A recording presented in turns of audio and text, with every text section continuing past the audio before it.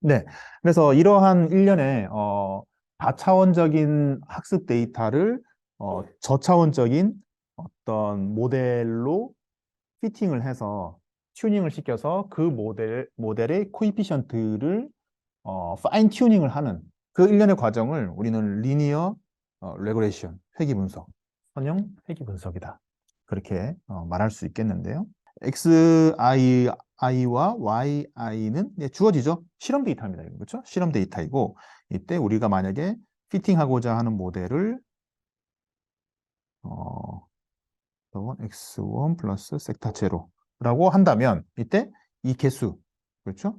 이 개수를 구하는 것이 회귀 분석의 주요 목적이죠. 자, 그러면 여기서 지금 보면 y hat이라고 되어 있죠. 예, y hat이라고 되어 있는 것은 이제 predicted output이죠. 왜냐하면은 이 x와 y 벡터는 실제로 실험에 의해서 얻어진 데이터들이고 이 데이터들로 무슨 방법인지 모르겠지만 이제 앞으로 배울 거지만 다양한 방법으로 이 선형 모델의 세타1과 세타0를 잘 피팅을 해놓고 나면은 이제는 XI, 여기서 XI는 트레이닝 데이터에 기여한 X가 되면 안 되겠죠. 예, 어떤 임의의 인풋 값으로 X를 넣었을 때 이 모델에 의해서 Y hat이 나올 수 있다. 이게 프리딕티드 아웃풋이고 세타 벡터는 모델 파라미터가 될 수 있다라는 것이죠. 자, 여기서 아까 전에 계속 반복해서 이야기하지만 이 학습 데이터 X, Y는 주어져 있습니다. 주어져 있고 그리고 입력값과 출력값이 학습 데이터로서 다 주어져 있어요. 이러한 학습을 우리는 슈퍼바이즈드 러닝이라고 합니다. 슈퍼바이즈드가 뭐죠? 이제 지도 학습이죠. 여러분들도 지도 교수님들한테 지도를 잘 받고 계실 텐데 슈퍼바이즈드 이 학습 데이터로 지도를 받는 거죠. 그렇죠? 그래서 슈퍼바이즈드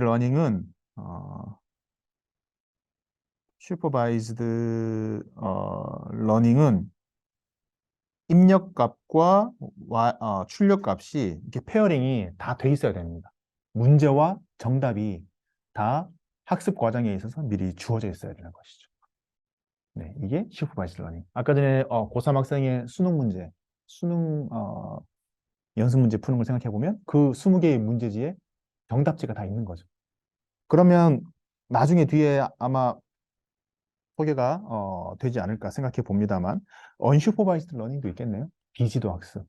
비지도 학습은 20개 문제지에 문제는 있는데 답이 없어요. 답안지가 없는 거예요. 학생이 알아서 문제만 가지고 학습을 해야 되는 거죠. 더 힘들겠죠? 예.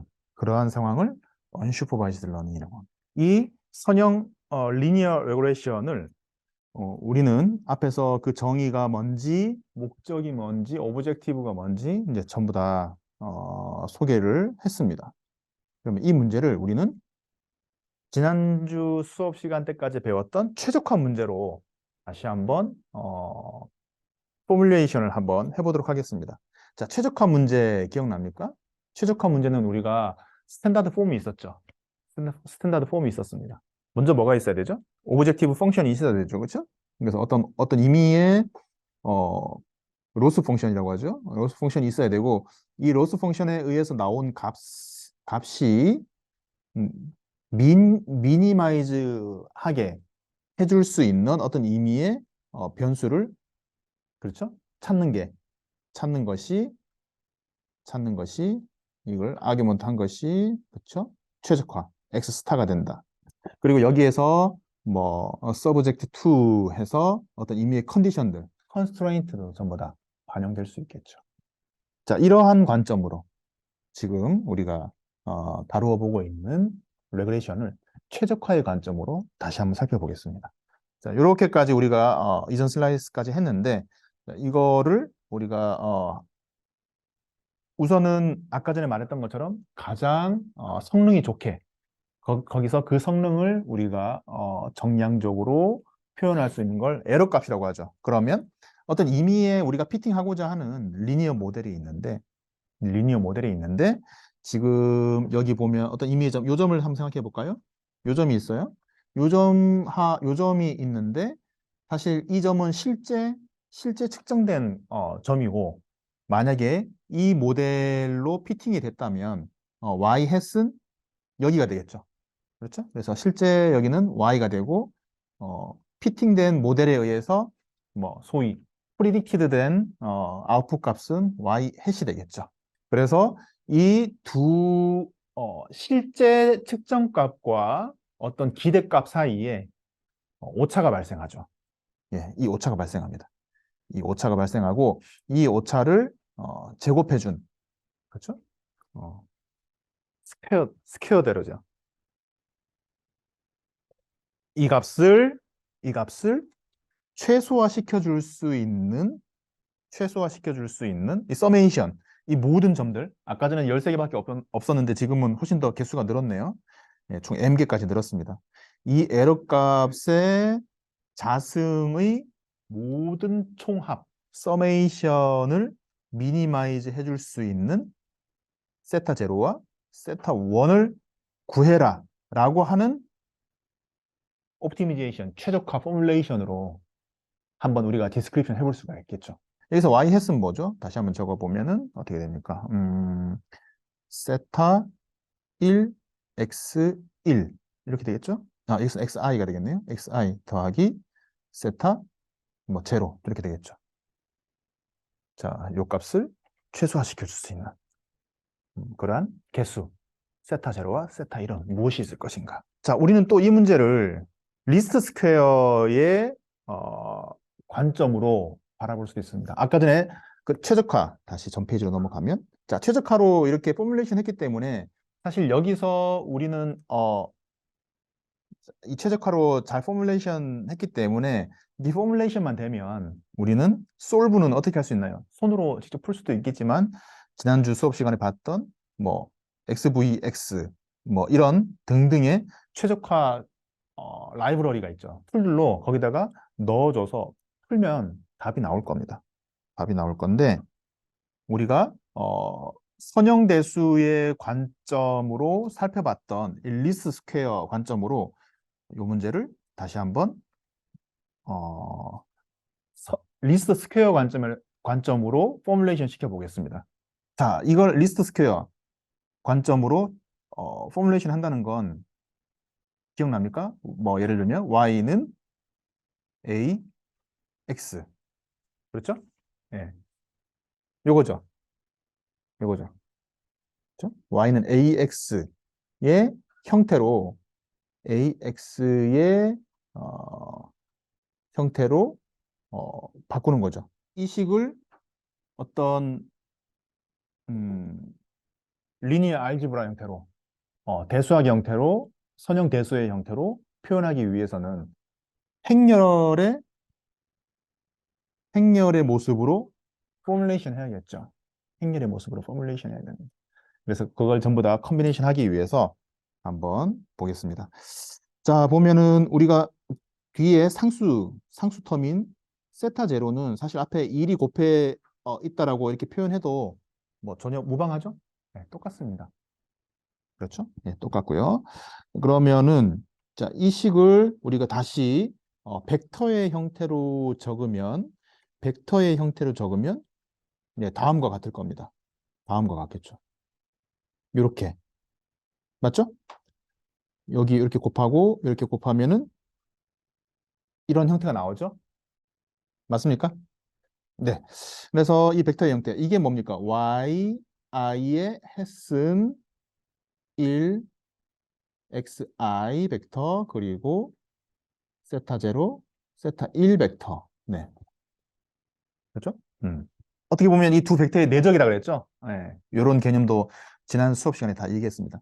그러면 이 i를 뭐 1부터 한번 쭉 해볼까요? 그럼 어떻게 됩니까? 만약에 1이면은 어떻게 되죠? 1, x 1, 이 되고 어떻게 됩니까?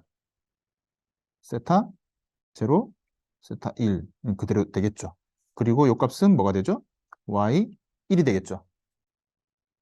그렇죠? y1이 되고 y1 해시 되겠네요. 예. 만약에 두 번째 데이터를 넣으면 어떻게 됩니까? y2 해시 되고 세 번째를 넣으면 y3 해시 되겠네요. 그래서 쭉 해서 어디까지 갈까요? 아까 m까지 있다 그랬나요? m까지 있으면은 1 xm까지 넣으면 여긴 전부 다 여기 뒤에 있는 세타 0와 세타 1의 벡터와 곱이 있습니다. 여기다 곱이 다 있는 거예요. 다 공통이기 때문에 이건 하나만 적은 겁니다. 요거는 ym의 해시 되겠죠. 자, 지금 여기까지 우리가 이렇게 쭉 적었어요. 이거를 우리가 벡터와 행렬로 그렇죠? 컨비네이션 해볼 수가 있겠죠. 그러면은 자, 요 벡터는 네, 잘 이렇게 하면 되고 여기 가운데 있는 벡터는 어떻게 됩니까? 요걸 조금 쭉 요 놈을 요렇게 바꾸면 되겠네요. 그렇죠? 요렇게 해서 요렇게 바꾸면 되겠네요. 됐죠? 됐습니다. 그러면은 스키니한 이 벡터. 우리는 여기서 AX인데 이제 A가 되는데 우리가 파이라고 합시다. 파이. 예, 파이라고 하고 여기 세타 0와 세타 1을 자, 예, 대문자 세타라고 합시다.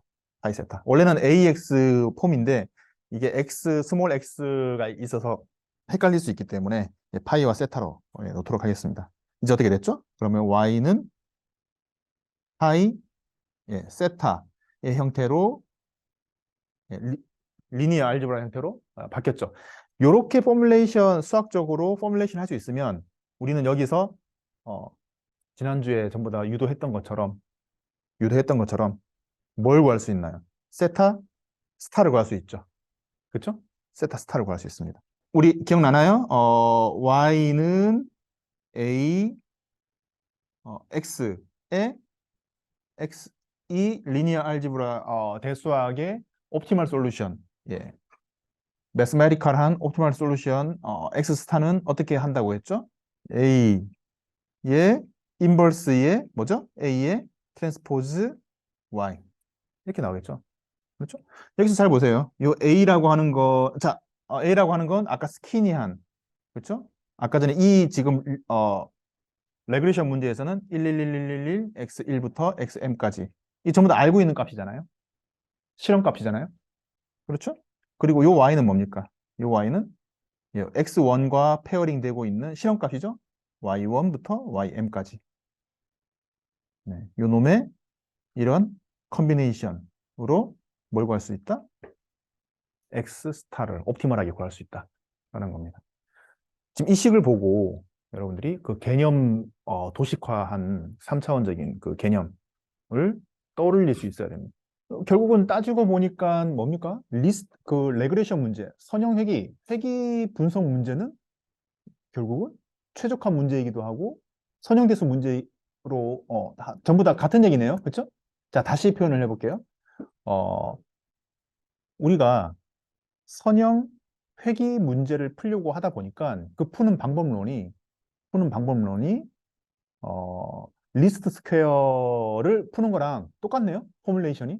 우리는 지난주까지 선형대수 그리고 최적화의 개념에 대해서 배웠고 특히 선형대수 쪽에서는 뭐 리스트 스퀘어 그렇죠? y는 AX라고 하는 대수학적 관점에서의 포뮬레이션 그리고 그것의 옵티멀 솔루션이 뭔지 배웠는데 오늘은 그 예로 선형 회귀 레그레션 문제를 다루고 있는데 이걸 또 포뮬레이션 해보니까 지난주에 배웠던 리스트 스퀘어 폼이랑 똑같이 나오는 거예요. 선형 회귀는 리스트 스퀘어로 풀 수 있구나.